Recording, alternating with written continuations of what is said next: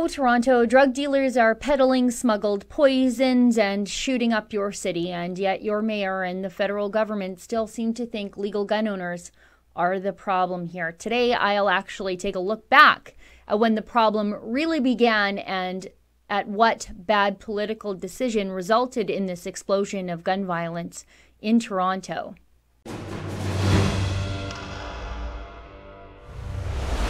While the SNC-Lavalin obstruction of justice scandal keeps mushrooming in Ottawa, the Liberals are still quietly proceeding with their push for comprehensive gun control legislation. Here's the headline from the Toronto Star from last month. New gun control recommendations due in the coming weeks. Bill Blair, the Minister for Organized Crime Reduction, told reporters last month. Now the article goes on. When Trudeau named Blair to the cabinet, his instructions included that he lead an examination into a full ban on handguns and assault weapons in Canada. Now, it's been weeks and weeks, and we still don't have Bill Blair's report yet. But like all Canadian gun owners, I'm absolutely dreading it. Every generation, the Liberals love to get a little handsy with the 2 million or so Canadians who are licensed to own firearms in this country. You see, it's because Bill Blair has been listening to his old boss, Toronto Mayor John Tory, in his quest to blame lawful Canadian gun owners for the explosion of gun violence inside Toronto. Tory wants guns out of his city, but his focus has been misplaced. It's been on those of us who follow the laws everywhere else in this country. Tory has been the driving force pushing for this private handgun ban, but Tory's no expert. And no one should listen to John Tory's plans to fight gun violence because he's already failed. Let's take a look at this graph of police shooting data from Toronto. It is directly from the Toronto Police Service. Now let's look at that line graph of shootings by year. It's clear. Gun violence in Toronto under Mayor Rob Ford, rest his soul, was on a steady decline. The raw data doesn't lie.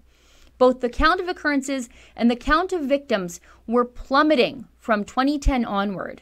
But in 2014, when Mayor John Tory was elected, he put an end to the police practice of carding. That's where police can stop someone on the street and gather their information and identification and then keep that information.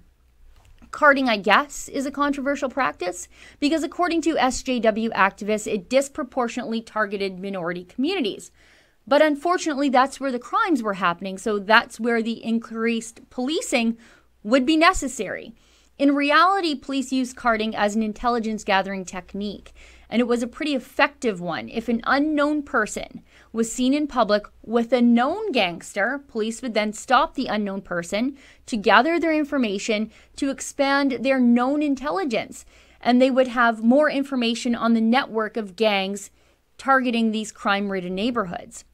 But Tory listened to the activists and not the experts in policing, and he did away with carding.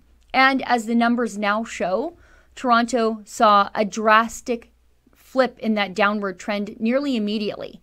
Gun violence spiked and continues to rise, turning Toronto's minority and poorer neighborhoods into war zones.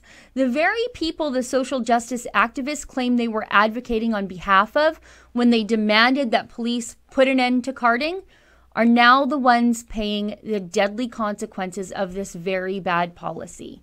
And about Bill Blair, well, he was the police chief in Toronto at the time of this drastic trend reversal. He oversaw that initial explosion in gun violence that continues to this day. But it wasn't just the end of carding that helped the gangs keep their criminal hands on all those illegal guns. There was one more bad Liberal policy change that helped the problem become that much worse in Toronto. It was and remains the Liberal policy of everyone welcome and open borders. You see, people are just strolling across Canada's border, but also with them, illegal guns and opioids are coming across that very same porous border. This report from a couple of days ago talks about the number of shootings in Hamilton this year. Police say the 14 recent shootings are linked to the rise in fentanyl trafficking. These are all gang shootings, not sport shooters run amok in Hamilton. And where are those gangsters getting their illegal guns? Well, it's not from legal purchasers who then sell them to gangs, the so-called straw purchase problem. No, the devil is always in the details, isn't it? This is from a couple of days ago in Mississauga. A 50-year-old Mississauga man is facing 100 criminal charges after Toronto police raided his home and vehicle, seizing a cache of 16 guns and $400,000 worth of heroin.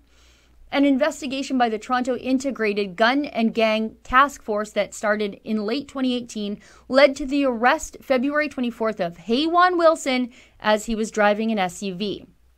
Police said they found 4 guns, including 2 loaded handguns, 2 overcapacity magazines, and 4 kilograms of heroin inside the vehicle. Police then found 12 more guns, so a total of 16 guns in all inside his home. Police are tracing the guns to find out where they come from, but traditionally, illegally owned long guns found on GTA streets are quote-unquote local, while handguns are smuggled in from the United States. And by local, the police mean stolen locally from lawful gun owners, which is evidenced in the 17 counts of possession of a stolen firearm Wilson was charged with. He was also charged with 16 counts of unauthorized possession of a firearm for each gun he had, which means he wasn't a licensed firearms owner like me. The guns at this seizure had overcapacity magazines, meaning they are not sold legally here in Canada, which also means they were likely smuggled across the border, our wide open southern border. And of course, drugs were found too, because drugs and illegal guns go together like sugar and spice. And who's the federal minister responsible for cracking down on gangs and upping our border security? Well, that would be the aforementioned failure former police chief from Toronto, Bill Blair. And who does Bill Blair want to disarm instead? Me. Now, no gun ban on me will stop the Haywan Wilsons of the world. And with Toronto's embattled police struggling to get a handle on their city, they simply don't have the time nor the resources to go around hassling the law-abiding the way the Liberals would love them to. John Tory and Bill Blair together laid the groundwork for Warzone Toronto. Why on earth would anybody think they have the solutions now? For the Rebel.media, I'm Sheila Gunn Reid. Hey, did you know that there is yet another way to get your Rebel Media fix? All of our premium shows are available as downloadable podcasts. You can find those at therebel.media/listen or on any of your favorite podcast directories. And if you really want to help out your favorite show, mine, be sure to leave us a 5-star review.